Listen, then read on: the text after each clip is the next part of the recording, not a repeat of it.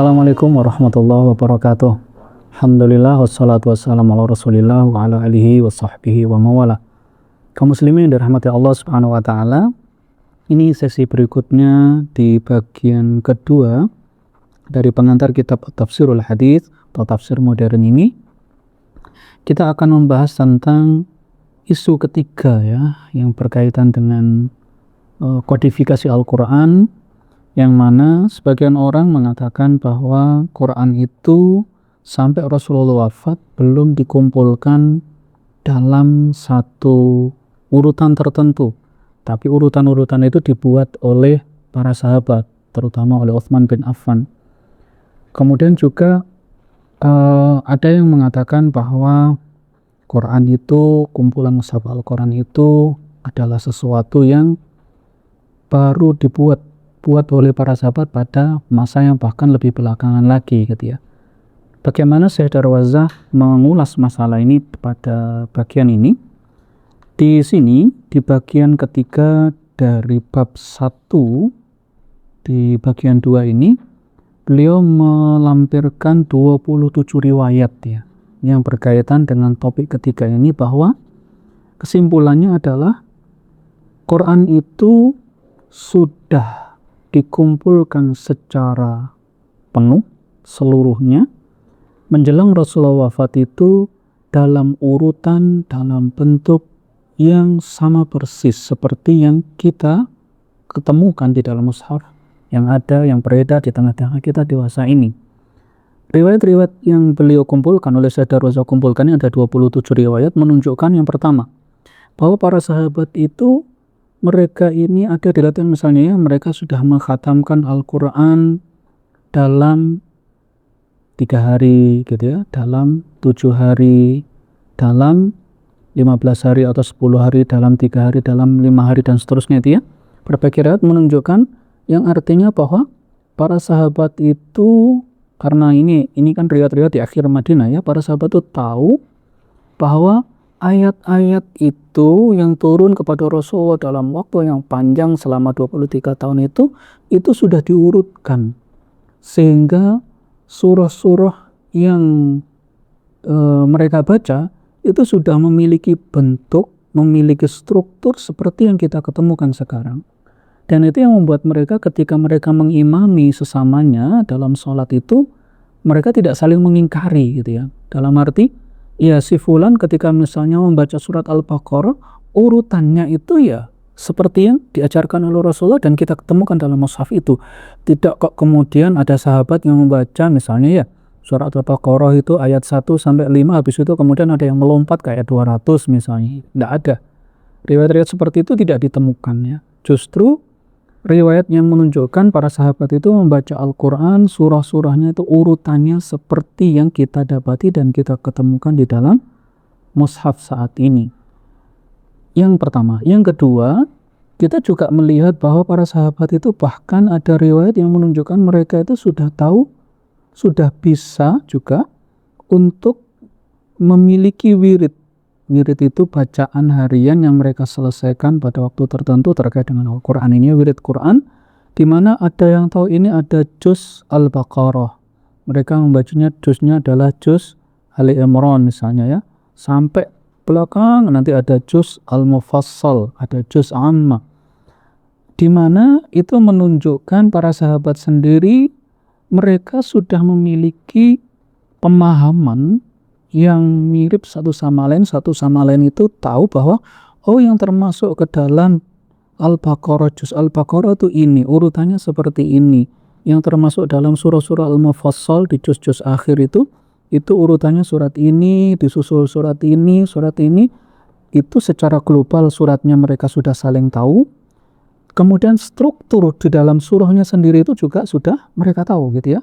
Tidak ada riwayat yang menunjukkan para sahabat bertikai. Surat yang ini, ayatnya harusnya ini dulu dan seterusnya, tidak ada. Mereka memiliki kesepahaman dan kesepakatan bahwa misalnya surah Al-Ahzab itu urutannya seperti ini, sehingga ketika mengimami, yang mendengar, para makmumnya juga tahu seperti itu. Kemudian yang membaca, mengimami juga seperti itu.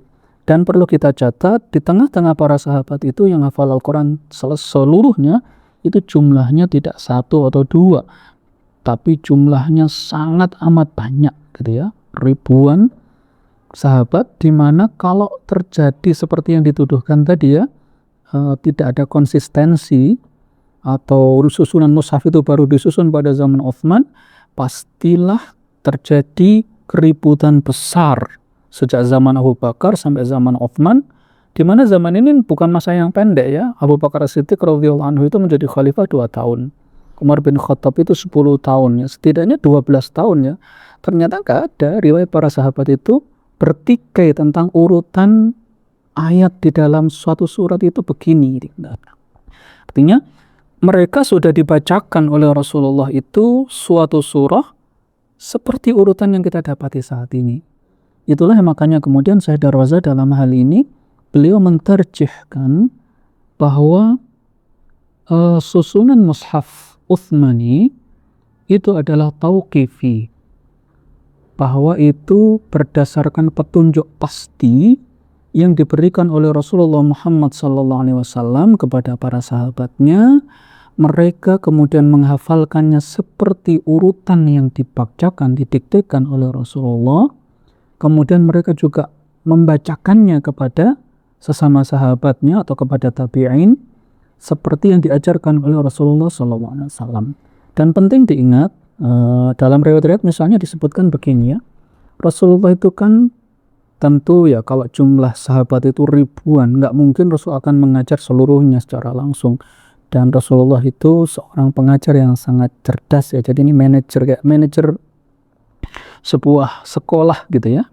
Maka beliau punya asisten-asisten, punya sahabat-sahabat yang mereka ini ditugasi oleh beliau untuk mengajarkan Al-Quran kepada sahabat yang lain. Makanya kan kita mengenal ada para qurra gitu ya, para hafid-hafid Quran yang melatari nanti ketika perang Riddah di zaman Abu Bakar As-Siddiq. Para qurra ini yang mereka ini hafal Al-Quran dan mengajarkan Al-Quran kepada sahabat-sahabat yang lain yang baru masuk Islam, pada tabi'in, karena mereka ini banyak yang gugur syahid pada waktu perang Riddah di Yamamah. Umar bin Khattab merasa khawatir ini ya, karena waktu itu bangsa Arab mayoritas belum bisa baca, belum bisa nulis ya. Umar bin Khattab khawatir kalau nanti para qurra ini meninggal banyak, maka nggak ada lagi yang bisa mengajarkan gitu ya. Itu menunjukkan bahwa Quran itu ya memang di zaman Umar bin Khattab, di zaman Abu Bakar As-Siddiq radhiyallahu anhu itu sudah punya struktur yang disepakati bersama.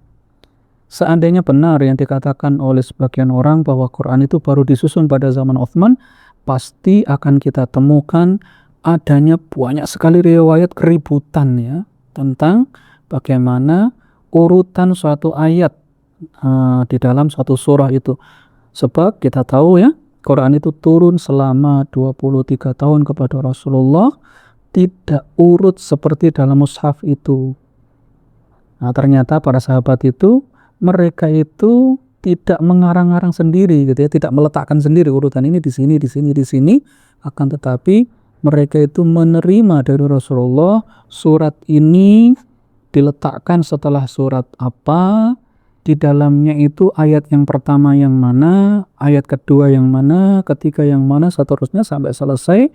Dan bahkan dalam suatu riwayat disebut juga ketika ada ayat yang pernah dibacakan oleh Rasulullah dan ternyata itu dimansuh oleh Allah Subhanahu wa taala, dihapus, dinasakh, para sahabat pun kemudian juga ya tidak lagi membacanya, atau bahkan kalau dalam satu ayat yang lain disebutkan mereka itu lupa gitu ya, dibuat lupa oleh Allah Subhanahu wa taala bahwa ayat itu pernah turun. Mereka masih ingat lama, kayaknya dulu pernah ada ayat begini gitu ya, tapi kami sudah lupa seperti apa bunyinya. Itu adalah kuasa Allah Subhanahu wa taala. Jadi poin-poin ini menunjukkan bahwa Quran memang seperti ditarjih oleh Syekh Darwaza sudah dikumpulkan, disusun, diurutkan seperti yang kita temukan dalam mushaf Utsmani dewasa ini.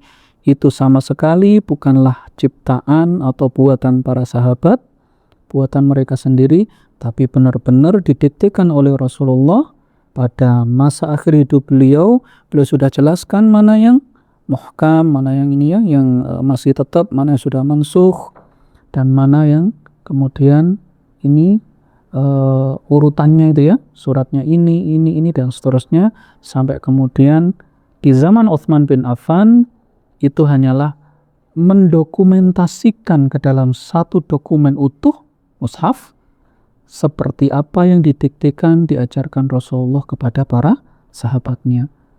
Itu yang menjadi inti dari bab ini yang dinyatakan oleh Sayyidah Raza. Anda nanti bisa membacanya, ada 27 riwayat terkait dengan topik ini ya, insya Allah kodifikasi atau pengumpulan Al-Quran ini.